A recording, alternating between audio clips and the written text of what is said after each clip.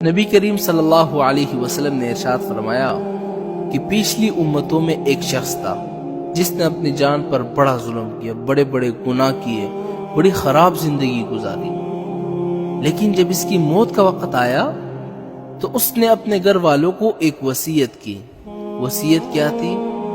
کہ میں نے اپنی ساری زندگی گناہوں میں گزاری ہے، غفلت میں گزاری ہے، میں نے کوئی نیک کام نہیں کیا، اس لیے جب میں مر جاؤں نا تو میری لاش کو جلا دینا جو راکھ بن جائے گی، اور پھر اس کے چھوٹے چھوٹے پیس کر لینا اور مختلف جگہوں میں رکھ دینا تاکہ ہوائیں آ کر میری راکھ کو لے کے چلے جائیں۔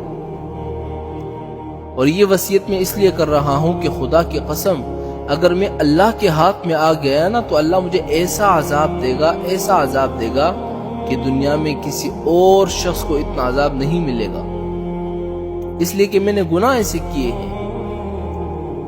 تو جب اس شخص کا انتقال ہو گیا، اس کے گھر والوں نے اس کی وصیت پر عمل کی، اس کی لاش کو جلایا گیا، چھوٹے چھوٹے پیس کیے گئے، وہ مختلف جگہوں میں رکھے گئے، اور ہواؤں نے آ کر اس کی لاش کے جو راکھ تھے ان کو لے کے چلے گئے۔ تو اللہ تعالیٰ نے ہواؤں کو حکم دے دیا کہ سارے ذرات کو جمع کر دو۔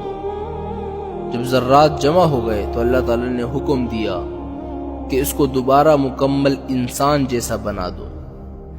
انسان بنا دیا گیا تو دوبارہ زندہ ہو کر اللہ تعالیٰ کی دربار میں پیش ہوا۔ اللہ تعالیٰ نے اس سے سوال کیا کہ تم نے اپنے گھر والوں کو یہ وصیت کیوں کی تھی؟ تو جواب میں اس شخص نے کیا کہا؟ من خشیت یا ربی، اے اللہ آپ کی ڈر کی وجہ سے، اس لیے میں نے گناہ بہت کیے تھے، اور اس گناہوں کے نتیجے میں مجھے یقین تھا کہ آپ مجھے بہت سخت عذاب دیں گے، اور آپ کا عذاب بڑا سخت ہے، تو میں نے اس عذاب کی ڈر کی وجہ سے ان کو یہ وصیت کی تھی۔ اللہ نے فرمایا میرے ڈر کی وجہ سے تم نے یہ عمل کیا تھا، جاؤ میں نے تمہیں معاف کر دیا۔